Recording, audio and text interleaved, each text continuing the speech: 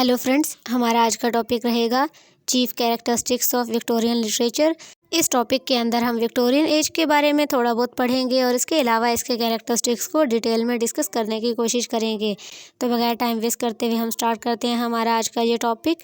Romantic as के बाद आने वाले टाइम पीरियड को हम विक्टोरियन एरा कहते हैं। ब्रिटिश हिस्ट्री के अंदर 1820 से 1914 तक के टाइम पीरियड को विक्टोरियन एरा कहा जाता है। इस टाइम पीरियड को विक्टोरियन एरा इसलिए कहा जाता है क्योंकि इस टाइम पीरियड में क्वीन विक्टोरिया का ब्रिटिश के ऊपर राज चल रहा था। क्वीन विक्टोरिया 1837 में पैदा होती हैं और 1901 में उनकी डेथ हो जाती है। उनकी डेथ के साथ ही विक्टोरियन एरा भी ख़त्म हो जाता है। विक्टोरियन एरा को कैरेक्टराइज किया जाता है क्लास बेस्ड सोसाइटी की वजह से, क्योंकि इस एरा में क्लास के ऊपर ज़्यादा तवज्जो दी जाती थी। इनका मेन फोकस क्लास के ऊपर होता था, जैसे लोअर क्लास, अपर क्लास और एक न्यू क्लास भी इमर्ज हुई थी जो कि मिडिल क्लास थी।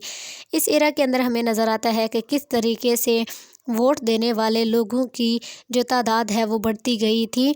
स्टेट और इकोनॉमी ने ग्रो किया था, जिसका डायरेक्ट असर हमें ब्रिटेन के स्टेटस के ऊपर नज़र आता है, जिसको दुनिया का मोस्ट पावरफुल एम्पायर समझा जाने लगा था। इसी वजह से विक्टोरियन एरा को age of compromise, age of transition, the age of empire भी कहा जाता है। इस एज के चीफ कैरेक्टरिस्टिक्स में morality, the revolt, intellectual development, the new education और इंडस्ट्रियल रेवोल्यूशन शामिल है। मोरालिटी हमें दिखाता है कि कैसे उस टाइम पीरियड के लोगों ने अपनी जिंदगियों से आहिस्ता आहिस्ता लिटरेचर के फ्री मीनिंग को खोना शुरू किया था। इसी वजह से इस टाइम पीरियड के अंदर नॉवल और प्रोज को काफ़ी ज़्यादा पॉपुलैरिटी मिली थी। इस एज के अंदर मोस्ट इम्पोर्टेंट राइटर्स में टेनिसन, ब्राउनिंग, कार्लिली, रुक्सन हमें नज़र आते हैं। ये सारे के सारे इंग्लैंड के टीचर्स हुआ करते थे।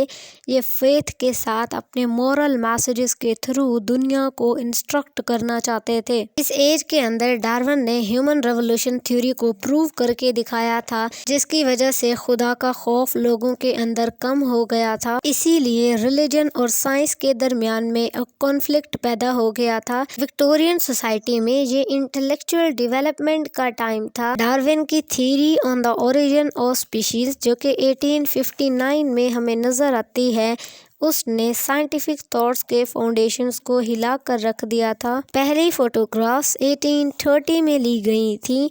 पहली इलेक्ट्रॉनिक ट्रेन एक जर्मन ने 1879 में इजाद की थी। फर्स्ट टाइम वुमेन को एजुकेशनल अपॉर्चुनिटी दी गई थी। 1848 लंदन में फर्स्ट वुमेन कॉलेज बनाया गया था।